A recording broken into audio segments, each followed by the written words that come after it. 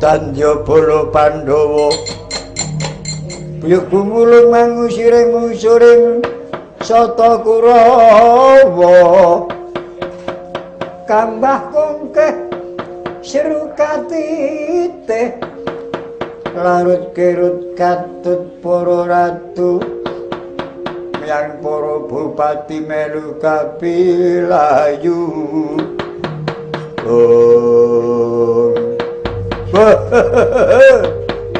darani mudar Werkudara jebul isih urip druhun aja mbok anggap aku tekaning pati penderekku padha nangis pancen tak dawuhi supaya ingkang nelabung aku ketok ora ngiru babar pisan jebul Dursasana kakangku ingkang culika tumindake nglepaske gaman saka kaduan yo aku ora kumbi pancen aku sing butuh arep mateni kowe rene kowe durung mati ketiban gamanku ayo tandingono Dursasana tangkep jojo kantaran bau genti milang tatu najan ala tekonmu nanging kowe iki wis dulurku tuwa tak eman kowe tanding karo Werkudara kena Werkudara senopati kowe kudu dadi senopati nek kowe senopati ana tandha senopati Puspitari nonce kumalu ngono janggamu rene kowe urung ana tandha senopati pertandha ngono maju iki ora entuk rilaning penggalih Duryudana kakangku aku isih eling nek kowe iki sedulurku tuwa nek kowe mati dudu matine senopati ora bakal entuk pengalem ngono najan kuwi menang ora bakal ana pigulane patune ora wani dadak kagan bumus dudu senopati wantun aku wani karo kowe ngopo Werkudara nanging pamane kowe iki wedi karo aku ora jeneng mokal ro Werkudara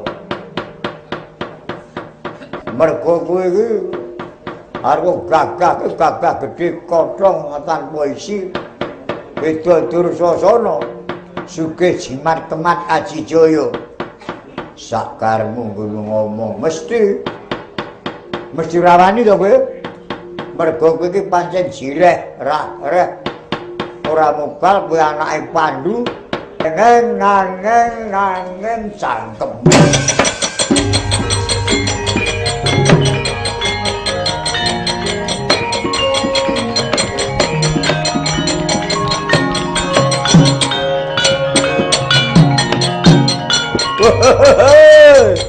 tarik aku gepok jenenge bapakne nesu tenan bocah akeh iki aku Werkudara kok muni cangkeme ora apa-apa ya Bratayuda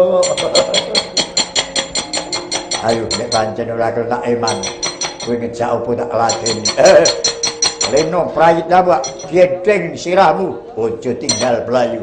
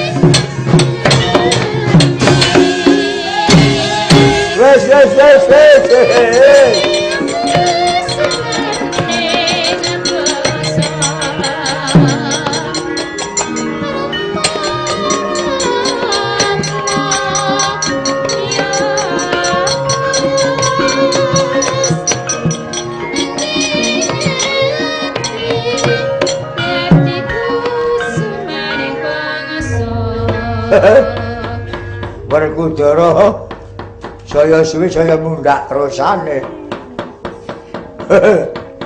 Aku sing megap-megap. Ayo karepmu piye? Ojo anggap halak. Ganti gelar. Gelar gawe gelar opo? Nyekel gaman. Sak karepmu. Kyai Baro Tangpanono tak tangkis nganggo Bargo Wastra.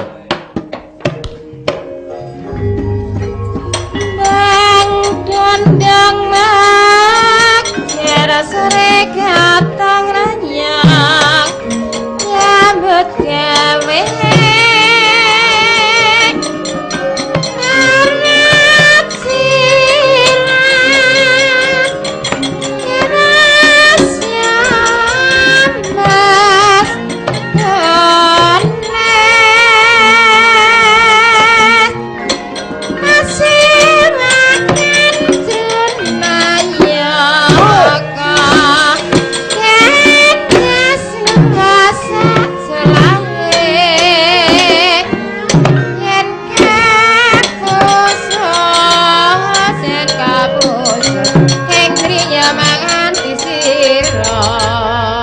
rame dene Bandayuda. Dursasana ngasta Kyai Barlo, Werkudara ngasta Kyai Bargo Wastra. Sejatosipun pusaka kalih menika duk ing tunggal gendhewanipun Resi Rama Parasu ya Rama Bargawa. Tutung dados kalih nalika dipun prentang Raden Rama Wijaya ya Rama Badra. Tutung dados kalih gendhewa kinipta dening dewa dadi galimpung kalih setunggal nama Bargo Wastra ingkang setunggal Kyai Barlo. Kalenggan menika kinarya aben mrigeling ngasta pusaka. Bathara wis datan maringaken pusaka menika wonten jagat Mercapada. Dursasana namakaken katangkis Werkudara pusaka kalih belas ical sejatos wangsul dhateng kahyangan.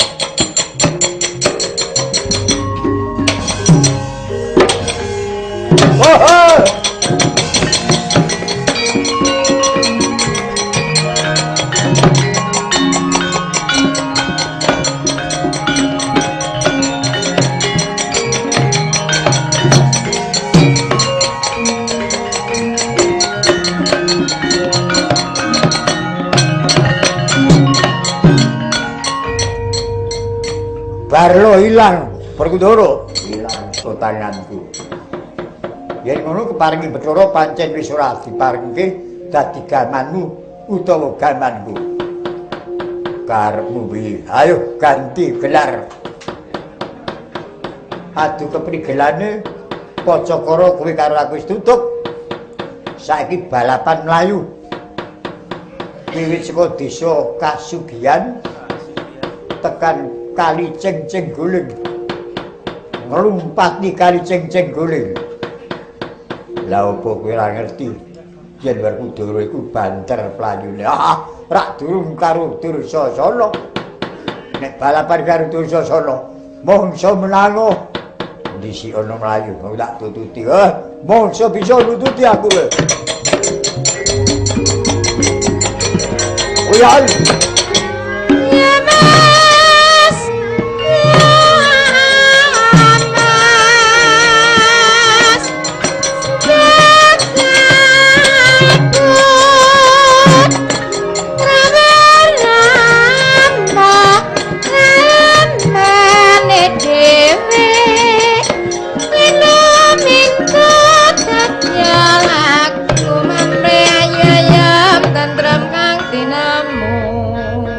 Kadangipun Kakang Dimas Werkudara. Opo Kresna kakangku. Pusartara nggonku. Mulat Dimas Bratasena Pacakara karo Dursasana. Teka saiki Dursasana mlayu. Karepmu kepiye karo Dursasana iki? Wis tutuk Lepoco karo adu kaprigelan. Dewi ngejak gelar perang Melayu. Aku dijak balapan. Wiwit saka desa Kasugihan. Tekan Kali Cengceng Guling, nglumpati Kali Cengceng Guling. Oh adikku di. Bejane pun Kakang banjur merpeki jeneng para. Apa ora inget pangandikane Kanjeng Hyang Mahatma Resiwara Bisma nalika bakal pecating sukma nalika semana. Bratayuda bacutna ngger putu-putuku. Nanging jroning prang Bratayuda aja ana sing wani nglumpati Kali Cengceng Guling. Nindakno pengendikane Kanjeng Hyang Mahatma Resiwara Bisma, kowe aja wani nglumpati Kali Cengceng Guling. Mengko aku dianggep kalah. Ming dianggep kalah ya wis ben nyatane perang ora kalah kok. Watone ora nglumpati Kali Cengceng Guling ya pengestu tak jaluk.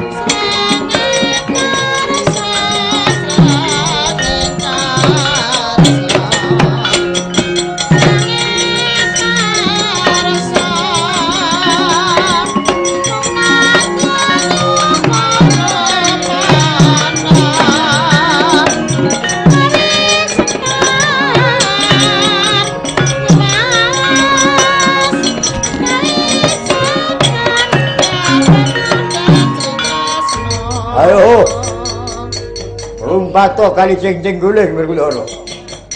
Urung tekan tambining kali kene tak jengkangke kecemplung selenging Kali Cengceng Guling geblebek mudar. Ayo nututono. Perang cah cilik lumpat-lumpatan. Ora sudi aku. Padune ora tayeng. Padune ora wani. Sakaremu nguli. Ora jeneng mokal Werkudara, Werkudara. Nek kowe jireh ora wani nglumpati Kali Cengceng Guling. Mergo kowe iku anake Pandhu Tengeng nanging Dursasana anake wong picak. Nesu. Nek aku anake wong picak karo Melayu yo ora rum ngrasani elek kowe. Oh. Tak tempile saka mburi modar kowe.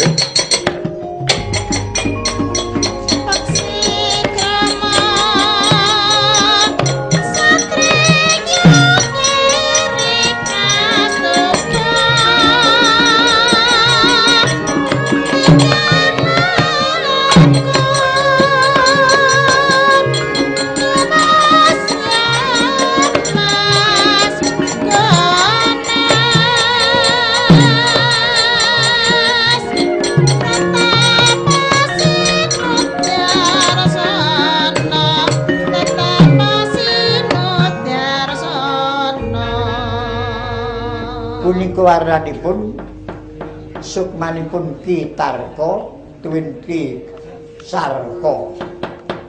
Nalika semanten tukang satang baita ingkang wonten Kali Cengceng Guling. Pejah saking tanganing Dursasana dipun peksa supados dados kurban utawi tawur natkala semanten.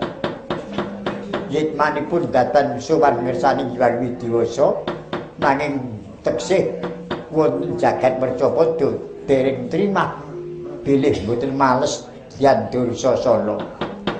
Rukmeng daya panudhas maraning driya. Adi Sarka apa Kakang Tarka?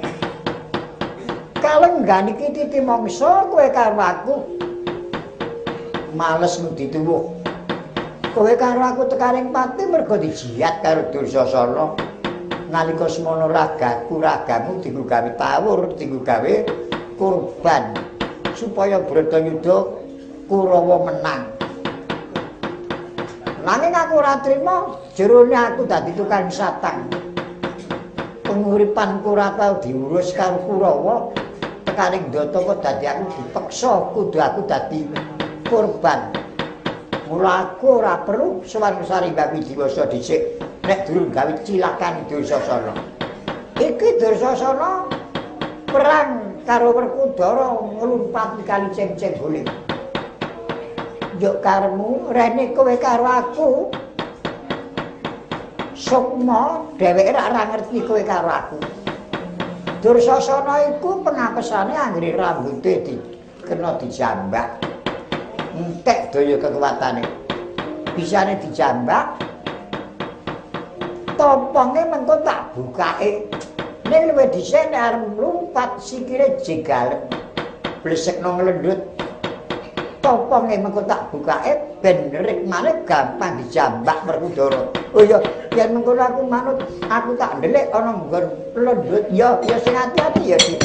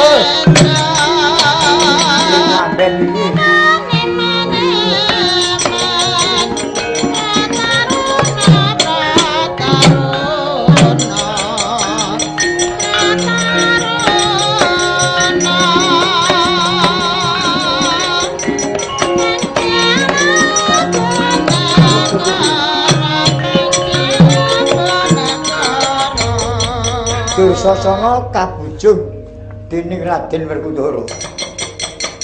Datan ninten bilih badhe wonten bebaya ingkang ndatengi mlumpat kali ceng-ceng guling. Saderengipun mlumpat ampeyanira den jegal dening Ki Sarka. Ampeyanira kabersekaken ing ngendut. Topongipun kabikak dening Ki Taraska. Rikma ngrembyah kajambak Jan Werkudara.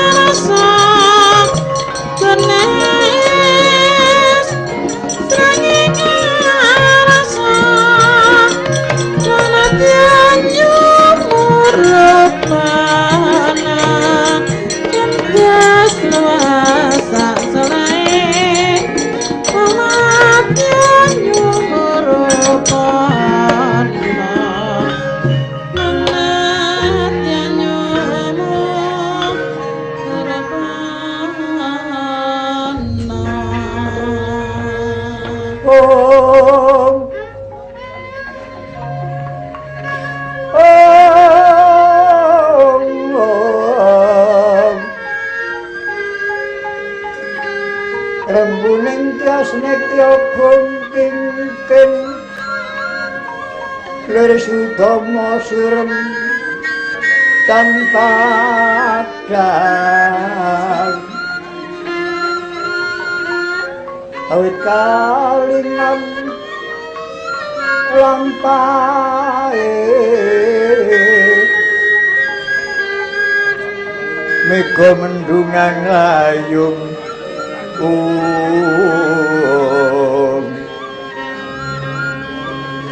Kelayune kya angranu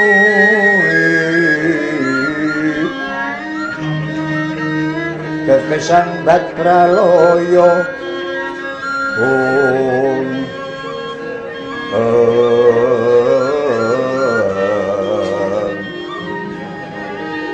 Dewa betarane jagat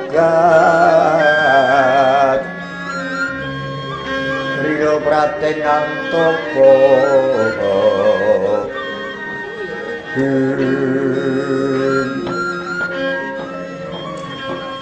Aduh mati aku Dimas Werkudara aku wis tobat Rikmaku coba ukel Entek daya kekuatanku bareng rambutku mbok ukel Jolaya Werkudara ora nyono yen kowe iku sejering satriya kecekel musuh sambatmu ngaruh parandene mau ngumbar swara waton bisa nguwus ngabani karo Werkudara ya aku wis rumangsa luput njaluk ngapura Werkudara ora bakal aksulke aduh mati aku Koko Prabu aturi kilak pawarta sate pamireng kula kepikut Werkudara Koko Prabu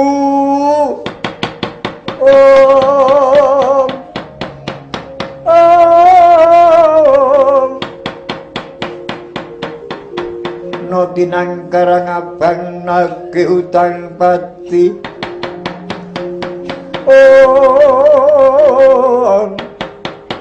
Ludira kang manyembur-nyembur Iko siji dwiwatak nunggal buminya kang gumingsir Ana peteng dudu wengi padhang dudu rina yaiku petenge ngantaka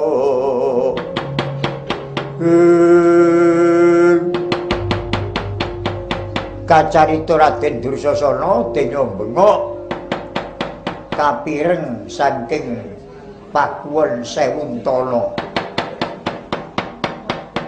pagedhonganing carita Prabu Duryudana wis ngetapken wadyabala sedya ngrebat Yan Dursasana denya den pikut dening Werkudara Raden Nangkula Sedewa dupi mulat wadyabala sedya damel cintrakanira Dyan Werkudara Nangkula Sedewa nyandak pedhang laraan majeng madyaning paprangan eling-eling Dyan Nangkula Sedewa lamun ngasta pedhang kaya kitiran jagat datanana ingkang mapaki kesagetanira daya ngasta pedhang pramila wadyabala ingkang badhe ngrebat Dyan Dursasana sami kamigilan mangertos Dyan Nangkula Sedewa ngasta pedhang kaya kitiran ubahe kacarita Dyan Werkudara duwi mulat sedya den perpeki prajurit senadyan to sampun den unduraken dening Raden Nangkula Sedewa nanging Werkudara saya muntap kaneksane saknalika Dyan Dursasana den pamani pusaka kuku Pancanaka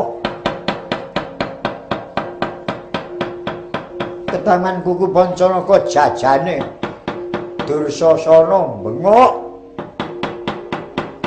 bareng pecating nyawa nanging raning pecating nyawa semu kepeksa cekukalan ponang Angganira astanipun serawean ampeyanipun cekukalan nektraning mendelik tutuk mangap-mangap sayeti ngajri-ajri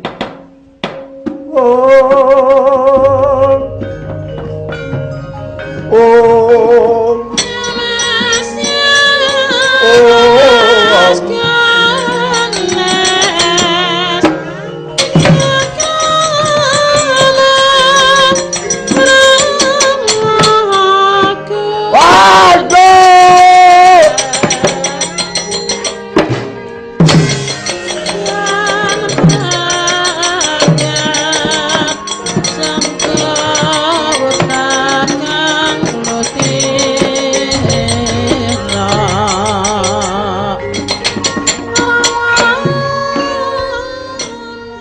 Raden Werkudara prisa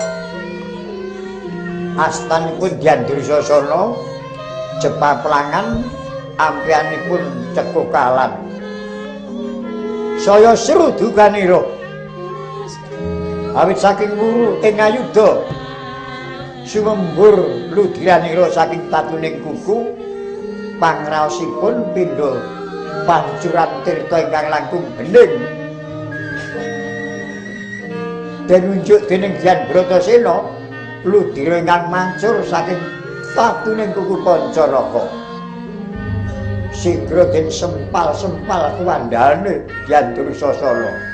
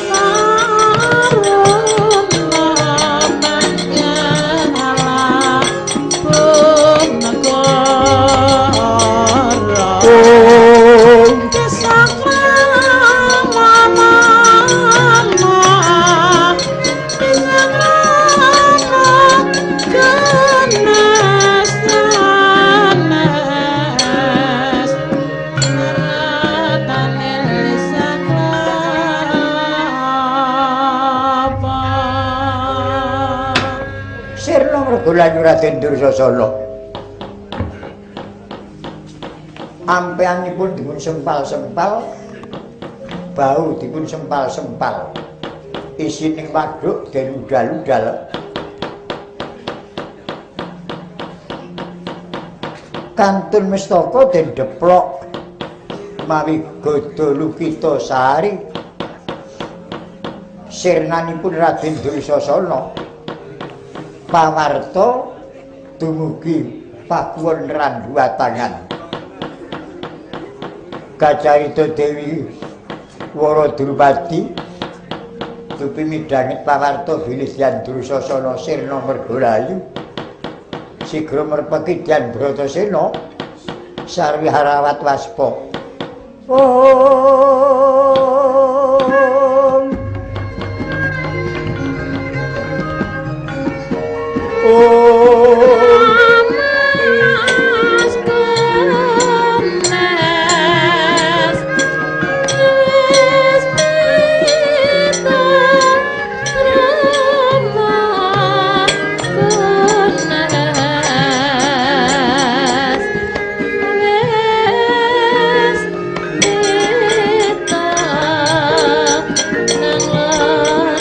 King Tereng, oh ya.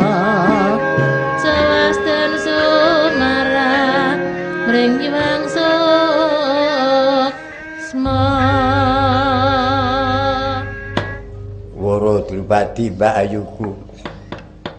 Ono apa kowe merpeki aku nang paprangan? Dimas Werkudara. Apa? Pun Kakang arep mundhut priksa apa kepara nyata pekabaran iki. Dursasana tekaning pati saka tanganmu. Kepara nyata Dursasana kakangku wis mati. Tak sempal-sempal kuandane. Keparestu Yayi Ratu kula ingkang nyumerepi. Dursasana dipun sempal-sempal kuwandanipun kantun mestaka dipun gepuk. Menika jumbuh layan prasetyanipun. Nalika kula dados duta wonten negari Ngastina, piyambakipun menika nyepeng ingkung pasugatan dipun cuwil-cuwil kalian semu ngece kalian kula. Koko Prabu Kresna negari Ngastina badhe saged kecepeng Pandhawa yen kuwanda kula sampun kados ingkung ingkang kula sempal-sempal. Lah menika Yayi Ratu inggih Koko Prabu. Seno patenono aku. Bareng aku caos priksa nek Dursasana kakangku mati. Ajur bathange. Kowe kok nangis. Apa nek ngono kowe ana rasa karo Dursasana? Kaya aja kaya mengkono ya Dimas. Anane aku keronta-ronta pikirku. Mergo aku ora bisa ngesahke ujar kaulku. Kowe duwe kawula apa? Apa ora kelingan nalika katemben Pandhawa kalah main dadu. Banjur aku saka Gedaton digawa nang Stinggil negara Ngastina. Aku nang ngarepe Prayagung negara Ngastina digawe wirang. Sandanganku diudal-udal karo Dursasana. Upama ta ora ana pitulungan saka Koko Prabu Kresna, aku mesti kewirangan ana madyaning pasamuan mengkono. Nanging gelungku uga diudal-udal karo Dursasana. Satemah aku nimbake prasetya, ora pati-pati aku gelung maneh nek durung kramas gedhe Dursasana. Wusana saiki Dursasana wis tekaning pati, ora ana kuwandane. Tegese aku ora iso ngesahke ujar kawulku Sena. Sing tak butuhke ming gedhiye. Iya, Aja kuwatir. Mau tatune kuku Pancalaka metu getih kaya pancuran. Tak ombe, tak longgo. Ana sing keri ana brengos, ana jenggot. Iki isih keri ana kene gedhiye Dursasana. lah nek wis sengkeri ana jenggot ana brengos, lah apa kena nggo kramas? Iki tak peres. Isih sak ember dhewe iki mengko. Yen mengkono Yayi Bratasena prayoga enggal leksanana. Ayo manjing patirtan. Ilasrana kuwi keramas gedhe Dursasana, kowe banjur gelung.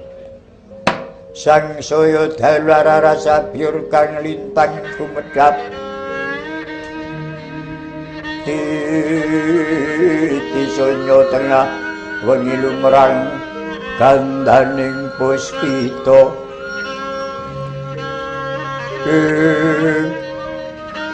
Karnyan pudyanira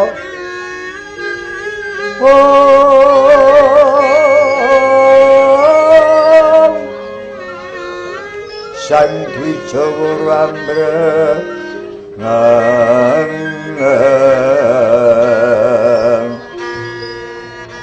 clear swaraning matu bronto manungsung sarining kembang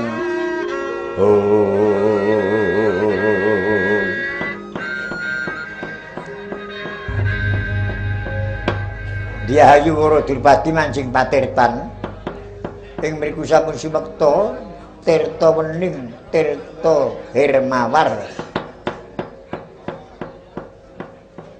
Pitung jembangan. Wusnyodyan Bratasena masrahaken udiranipun Dursasana. Sigra Waradripadi siram jamas mawi ludiranipun Dursasana. Dupi sampun kalaksanan siram jamas sigra ambilasi. Rikmanira tuwin siram Dewasraya mawi Hermawar. Wusnya siram Dewasraya manjing jroning sasana busana. Kepareng Yahayu Waradripadi ngadi busana hangedi-edi saira. Dupi wis purna daya ngadi busana. Ora mantra-mantra titang Bathara pindha widodari tumurun saking kahilangan. Sesarengan kelayan ingkang rayi Dyan Werkudara merpeki nata Ndarawati. Leng-leng laluhan ngolati surya kang mangrangsang wayah.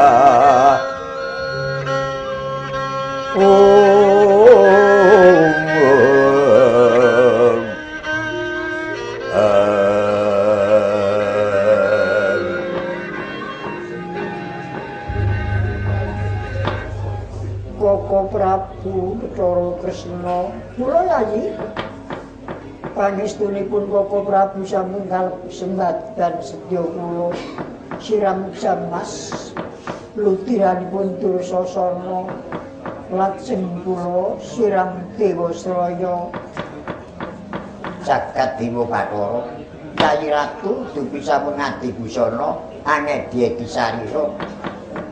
Pangraos kula lajeng wangsul remaja putri malih. Wah, aku marep muni ngono ning ora tekan mikir.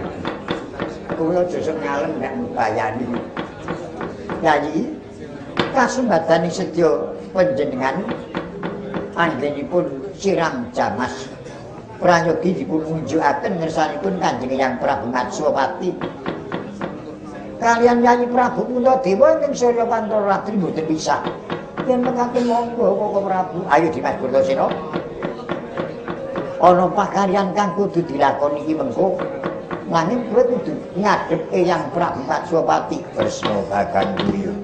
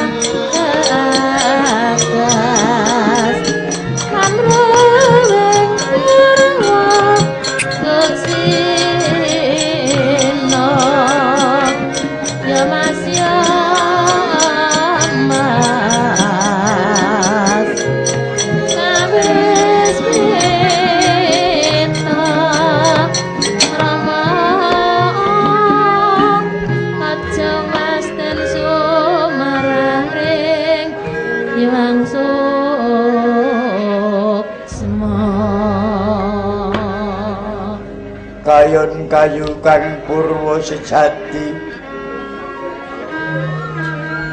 Wigwana pangkiblat papat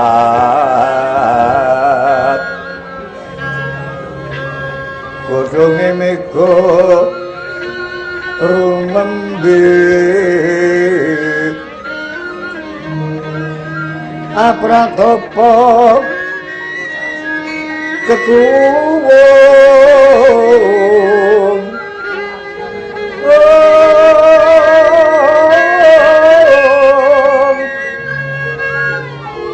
kembang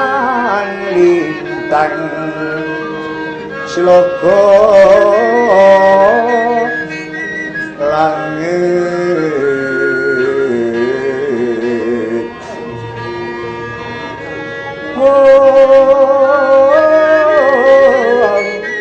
semine daru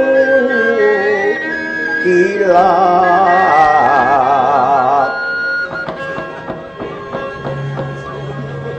wah surya lanteng su asirat pun lawan udan bepucuke akoso bungkah pratiwi oyote bayu wajra witing krapa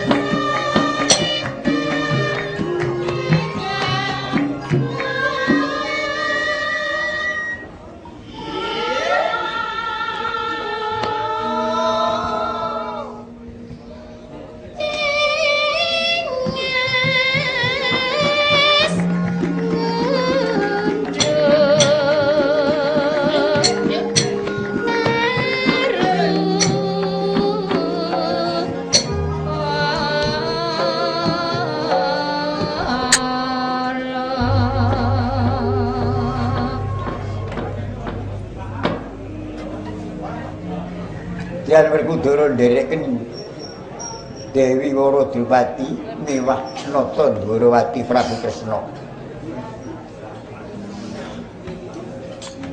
Sedya manjing pakuwon randu watangan pinanggih Sang Prabu Matswapati miwah Prabu Puntadewa. Kenya sampun saged ngluwari punagi Jamas Mami Ludiralira Dyan Harya Dursasana. Dugi mulat kiblat Pracima ketingal Sanghyang Pertanggapati. Sedya konjeming Pratiwi Pratandha gumlaring jagat. Telasing ina sedya gumanti ratri tanpa antara Hyang Candrawijil sedya merbawani jagat raya. Lumampahing Sang Hyang Candra wis panjring akasa pratandha wis diwujudi wangsi wanci ngancik wanci goro-goro bumi gonjeng mandelong kang langit samudra kocak sumamburat yayah kinebur banyune hoyak kang gunung-gunung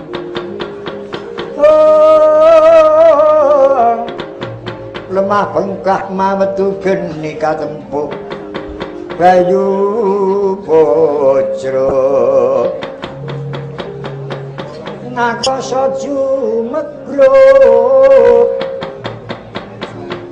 swara lir gelap sasra kekayon geng rebah kaya dibabati prabawaning gara-gara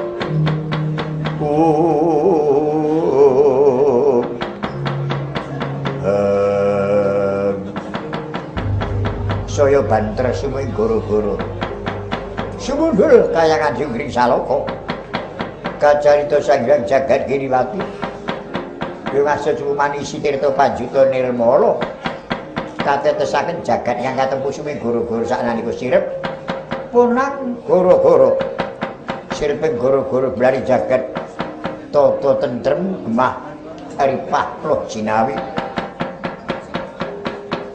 kabarung swanten jemeguluk mumbing telenging samudra pranyata alun bandeng ngurmati wiji lira Semar mewah putra cacah 3 nala garing Petruk Sumangana Bagong saming pacak bejengan ana tengah pategalan